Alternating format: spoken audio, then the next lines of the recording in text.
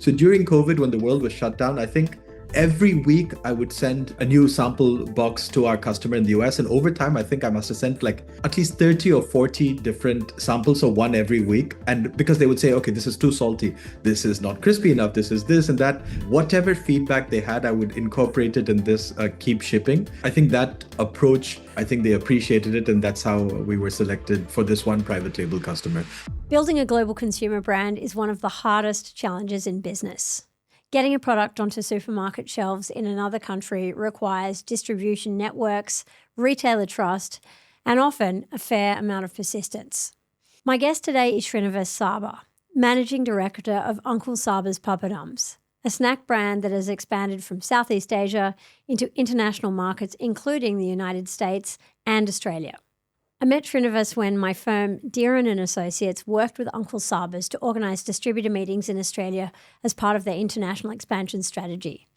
His story offers a fascinating look at what it takes to turn a traditional food product into a global snack brand. Srini, welcome to the show. I was curious, you mentioned when we were chatting before that the whole Uncle Saba's thing started with something quite unexpected. And what I remember from your story was that you were about 15 and you ate a papadum when you were in the UK. What happened in that moment? I think when I think about Uncle Saba's, I can trace the lineage, as it were, all the way to the time I was in boarding school in the UK. We used to have a little tuck shop and we used to get all kinds of knickknacks over there. And for the first time in my life back then, I saw Walker's had, I don't know what the flavor was, but they had a papadum chip. And, I'd just come from India to the UK and everything was, still a bit new to me. But when I saw this, it was, I was kind of pleasantly shocked, but also surprised. So I thought I had to try it. And lo and behold, it tasted great. And it was something I'd never tried before, a papadum in, I guess, sour cream flavor or whatever it was back in the day. So I thought, hang on, there must be something in this. Because even up until that point, my dad had a food distribution company, which we still have. And papadums were one of our mainstays. So I thought, okay, somebody's done it somewhere in the world. So this is worth keeping an eye on. Do you feel like you got the inspiration for the whole brand in that moment and then maybe kind of realized it later? But do you think that was really the genesis of it? I don't know if it's the inspiration per se. It was somewhere tucked away in the back of my mind. But I thought that here is somebody who has taken an idea and who has commercialized it and people love it. And, they've made a go of it. So I thought it's been done successfully before, but it was only 10 years after that incident that I really, thought about starting the Uncle Saba's line. So, yeah, so it was a long time between the two. So your dad started the business in the 1970s. That's right. My dad has had a very kind of storied career. He's done all kinds of things primarily related to food. So he used to be a commodities trader, food importer, distributor, etc. So I think he started, I guess, in the late 60s, and where he essentially took over a small provision store that my grandfather had, and he built it and expanded to various kinds of food product lines. And in the 70s, I think it really started to get going. And he's tried everything from rice, mangoes, cashew nuts, you name it. So I guess food has always kind of been very near and dear. So how did that business play a role in the creation of Uncle Saba's? What happened there? I think that business, I think mainly kind of vicariously, because I would always hear stories from my dad about all the things that he had done, all the things that he was planning, etc. So I would, over the years, I just had heard so many great adventures of his about how he, imported a new product, how he went to Africa to buy some cashew nuts essentially on a whim, all kinds of things that I don't think I would, I don't, for sure, I don't have the kind of the chutzpah to do. But I think what it really kind of reinforced in me is that, my dad took a lot of risks, calculated risks, etc. And sometimes I felt that you need to, give it a shot, whatever it is. So I think that was the main takeaway, that even if I didn't necessarily have a background in something, it was worth trying. And so Did Uncle Saba grow out of the family business, or did you and he really create it for you, or how did that work? I think it's more of the latter. So my dad was always talking about, we still have a papadum ready to cook brand called Taj Mahal, which does I think very well in Malaysia and Singapore. And every time he would invite his friends over, etc., who are not necessarily Indian, but literally anybody else, they would have like a kind of a bucket of poppadoms, and by the end of the evening, it would all be gone.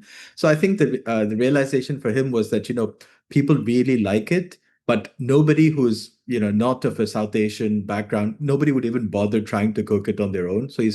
So he would always tell me like, why don't we try to reposition this as as a snack, so that the friction of needing to make it wouldn't be there. And in 2014, I got involved, and we decided jointly that we would try to make this into a product. So that's how it got started. Do you remember the day or where you were when you decided, or the conversation that you had? Not, I mean, it had happened kind of over the years in bits and bobs, but actually in 20 I remember the series of the incidents which led up to it, because back then my dad had a rather terrible fire accident when he was at a temple, and he fell, and he I think he had a lot of second and even some third degree burns. And he was the one really spearheading the project. But when he was in hospital for, I guess, close to 3 months in the hospital, and then 3 or 6 months at home. That's when I decided to step in, and I thought, look, it's worth giving it a shot now. So when he was getting better, I used to make frequent trips to Malaysia and to Singapore, etc., to try to get it going. So I think it took nearly a year and a half to set everything up. So I remember the set of circumstances leading to it really well. So, pardon the pun, but a bit of a baptism of fire for you. Yeah, absolutely. In more ways than one. That's right. Wow. When we were chatting before, you said to me that one of the most uncertain moments in the business was when you started manufacturing in Malaysia. Can you tell me a bit about that? Yeah, sure.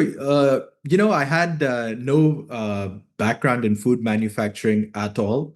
So after uni, I was working in a kind of a supply chain logistics startup for a while, and then I was kind of thrown into this. So I knew nothing about food manufacturing systems involved, etc. So I had no idea how to do it. But the one thing, the two things that really helped me were YouTube and Alibaba. The reason being, every time I wanted to know how a machine worked, for example, I would go search on YouTube, and you'd have so many vendors, still the case today, who would put, a video of how their machines worked. And once I'd find those, I'd find the names of the vendors and contact them on Alibaba. And usually they would, so many of these vendors were very supportive. They would explain how it worked, what the costs are, what I should be aware of, etc., etc. And then sometimes I would even meet with these vendors in person, either Singapore and Malaysia, elsewhere, etc. So I knew nothing about it, but what I did to learn was extensively use YouTube and Alibaba, at least in the initial years, just to get a sense of what the process entailed, because I had no background. That is crazy. So you just taught yourself how to build a manufacturing plant in Malaysia. Essentially, yes. And the good thing is that any vendor, they're always so happy to and back then much younger. So people are always happy to give the new guy a go. So they'd be very generous in their time, explaining contacts, etc., etc. So I just meet these people, many, many times. Some of them ended up becoming friends as well. So I think that's how I learned, everything that needed to be done in the initial days. And so what was the year that you decided to move beyond just the domestic market and look at international? And what was the trigger for that? Yeah. So, I think pretty much from the get-go, we were looking at the international markets, because initially when we started, it was just Malaysia and Singapore. And that business took a little bit of time to get going. So the first full year of operations was 2016. But things were slightly slow then, so I wasn't really sure how things are going. But then what we did do, even before we started, even in 2015, is I used to attend a lot of trade shows and expos, and I met so many people from all over the world, many of whom the idea of the product connected with, because it's very easy to explain to somebody a ready-to-eat papadum chip or papadum in a can, like a potato chip. And so like intuitively people would understand what the concept is. And so they would ask me for quotes and saying that, it could work out in Australia, in wherever, in Japan, in Europe, etc. So, I tried for all of these avenues, and lo and behold, some of them worked out. But the other thing that really helped us, so in Singapore, there's a really like iconic store called Mustafa. It's a 24/7 department store of sorts, and especially before COVID, a lot. I mean, it's still a lot of tourists go there, but I think slightly more before COVID. And so many people would find our product either in Mustafa or at the airport, and they would take a picture and get in touch with us. So exports kind of happened organically. So from Mustafa or at the airport, and I was kind of really surprised how customers found us. So that was something that I'd never anticipated. That's sort of like the dream scenario, isn't it? Well, I don't know about that, but it's just one of these happy coincidences, I guess. This episode is brought to you by OFX. One of the things we see all the time with companies expanding internationally is that the strategy might be sound, the market choice might be right, but the financial plumbing is just not keeping up. Managing global finances can quickly turn into juggling currencies, unpredictable cash flow, and far too much admin. OFX helps take that friction out. They're trusted by more than 37,000 businesses worldwide, and they make it easier to pay international suppliers and teams in local currencies, while saving on FX fees and simplifying the admin through one platform. If your business is operating across borders, OFX gives you clearer visibility and more control over your cash flow. You can find out more at ofx.com, and we'll put a link in the description. And then, of course, you managed to get the brand into the US, which is a giant milestone for any business. And you got it in front of some really enormous players. Can you say more about that and how you actually made those partnerships happen? Sure. The US has been, is, and will be, a significant focus for me personally, because, what I realized was in certain markets, you get a high margin, but not enough volume. In other markets, you get excellent volume, but not enough margin. The one country where you can get both a great margin and a great volume is the US. And, all trade is kind of, at least for us, it's in the US dollar, and manufacturing Malaysia, where the ringgit had been weak, and selling to the US was always an attractive kind of proposition. I decided we have to get into to the US. But then one of these things, I had no idea how, and also it's this intense competition in the US as well, which I either ignored or didn't anticipate as much. So what really happened was we do a lot of private label in the US, and we also sell in our own label in Costco over there. But the private label contracts, we're in discussions with them, with one of our major customers since 2017. And how it happened is I just sent them a cold email, and somehow the person on the other side replied to my email, which seldom happens, but it's one of these lucky moments in life. And then I was discussing with them, I think for nearly 2 or 3 years, about recipes, pricing, this and that, and they came and saw the factory and everything, but nothing happened. But I think the kind of flip was during COVID, because all factories, at least in the initial part, most factories in the world were shut down. Ours also was for a brief moment, but certain parts of it were still active. So, for example, where we had to make the formulations, we had a small frying plant then as well. So during COVID, when the world was shut down, I think every week I would send new like a new sample box to our customer in the US. And over time, I think I must have sent like at least 30 or 40 different samples, so one every week. And because they would say, okay, this is too salty, this is not crispy enough, this is this and that. Whatever feedback they had, I would incorporate it in this keep shipping. And I think that approach, I think they appreciated it. And that's how we were selected, for this one private label customer. You must have so much patience, Srini. This is one thing that I've kind of been forced to learn the hard way, and I'm still learning it, which is the value of patience. But hopefully, it's a lesson that'll stick. Did you ever But feel there's no other way to do it. I don't know how else to have done it. Did you ever feel discouraged, while you were waiting to get, to know whether you'd be successful at getting into Costco? Did you ever think, oh, I can't keep doing this, I'm just fed up? And, for sure it happens. And, I think in this business, there's so many ups and downs, etc. But sometimes you have no choice just to keep trying.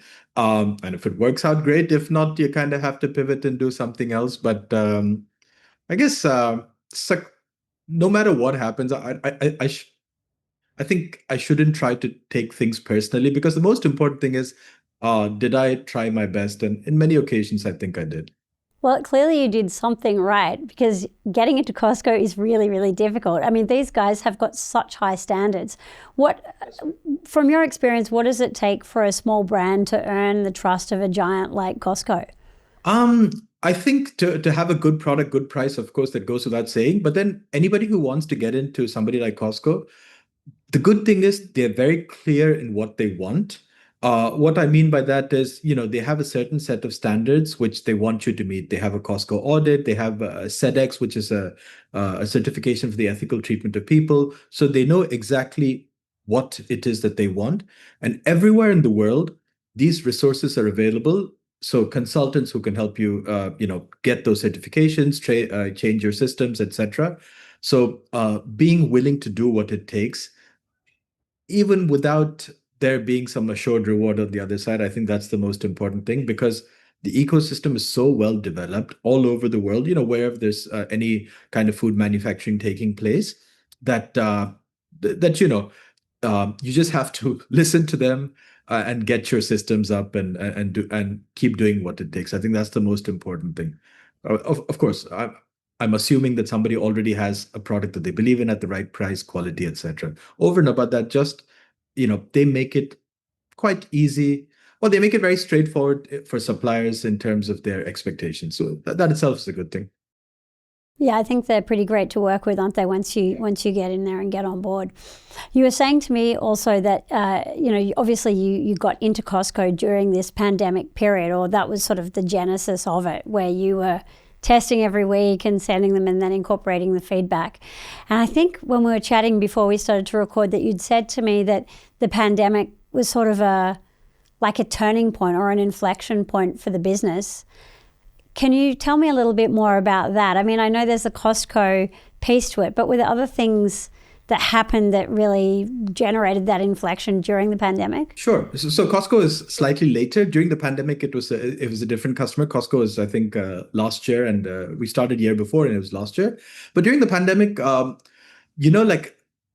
people were used. I mean, as is the case now, people are okay with having meetings online, much as we're doing right now. It was not so much the case before. And I think that it was easy to jump on a call with anybody on relatively short notice. And people are willing to try things because people are stuck indoors, etc. And food consumption is going up. So I think being able to meet with people online, and for them to kind of, they had no other choice. So we're able to um, get through get through to a lot of customers during that time, because it was possible to do so. And also, I think the fact that we kept the factory going, we changed so much of the layout to make sure we're in compliant, where we were abiding by the laws, etc. But the fact that our factory was operating, that was a real bonus, because so many people weren't, and the fact that we could, it really helped. It sounds like a classic case of crisis being an opportunity. The world shut down because of COVID, and here you are continuing to operate the factory and powering on and actually seeing demand for your product go up, and then use that as a gateway into an international market. In a sense, yeah, I think absolutely right. But the thing is, what I didn't anticipate is that every year had its own version of crisis, hopefully, which will turn into opportunity. So, I think, this is not something that I anticipated before, but you have to get into that crisis opportunity mindset on a continuous basis in a job like this, in a role like this, because there's so much so much. It's such a dynamic situation all the time. There's never a dull moment, rightly or wrongly. It makes you more crisis proof. I mean, people are always saying to me, oh, I don't know if now's really the right time to go international. And I say, and I'm allowed to say this on account of being a woman, but it's like having a baby. It's always a good time. It's never a good time. There are always opportunities and there are always things that can be very inconvenient or go wrong. And so you have to look at it and just say, is this something that I want to do? Do I want to turn the brand into a global brand? And if you do, then you just, price in the risk, work around the obstacles, keep your head down and keep going. 100%. As a maxim, I always tell myself, you never try, you never know. And that's essentially it. Sometimes it works out and sometimes it doesn't. But importantly, it's important to like keep trying yeah. Oh, I totally agree with you about that. What if you look back now? So it's been what, 12 years? Yeah, I guess thereabouts. So 2014, 15. So yeah, 10, 11, 12 years, thereabouts. What do you think are the most important turning points in turning the company and the brand into an international one? I think there's been so many like ups and downs over the years, but the fact that we persisted and, from without necessarily the right background, etc., the fact that we could scale and enter the US, etc., and all these other international markets, I feel that was a very like that was a good thing. And and the thing is that how do I put it? Papadums are essentially a cottage industry, or at least they were. So it's done in a very small way in most of the world. But at least we tried to play our part in trying to industrialize this industry. So making, the supply chain kind of weatherproof, as it were, despite, how shall I say this? Poppadoms is still made in a very traditional way in many parts of the world, but we've industrialized the process and we've made it much more consistent. So even from the supply side, making sure that we are able to kind of modernize this industry, and from the demand side as well, that we've taken a product which, of course, has South Asian roots, but repositioned it to a global audience. So I think that entire process was, I think that's something right that we've done. And was there ever a moment where you doubted and you thought, oh, I don't think this is going to work? Every single day, there'll be something small which keeps coming up. And like I said, in this kind of business, there's so many ups and downs. But even I think what I've realized is that it may not work out in the way that you're thinking, but some manifestation of it always will.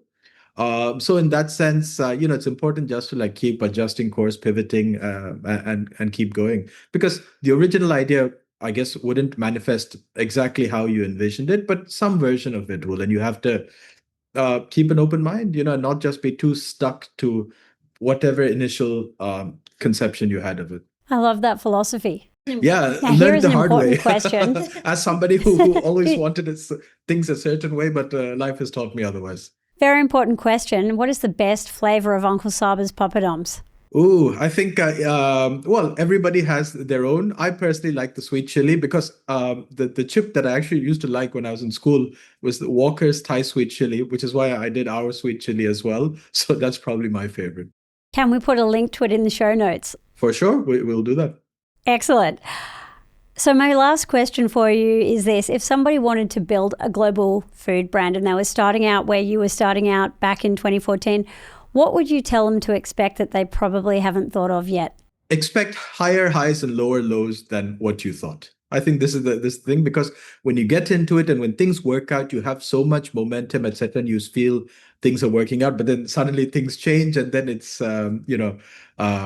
very hard to accept when things aren't going your way, etc. So I think you just have to be consistent and, like I said, accept that things will work out, but maybe not in the way you wanted. But it's important just to keep going, keep trying, and no matter what happens, and this is something that I think now, everything that you've experienced in the journey, the contacts, the relationships, the knowledge, expertise, supply chain, scaling up, Costco, this, that, none of that will ever leave.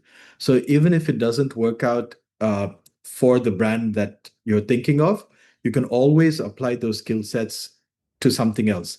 So even if the brand doesn't, meet your own expectations, I don't think it's all lost, because there'll be so many points in the journey that you've learned things which others most certainly won't have, that you can apply to something else. So I think looking at it from that perspective also helps a lot.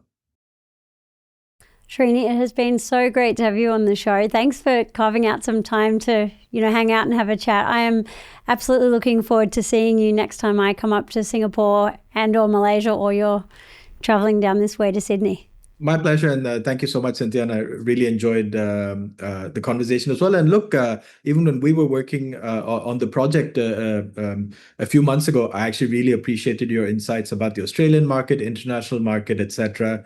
And for anybody who wants to learn to internationalize, I think they know who in this conversation they should turn to. Oh, that's too nice of you. Well, great to chat to you today, and we'll connect again really soon, I'm sure. Will do. Thank you so much. Have a great day. Bye.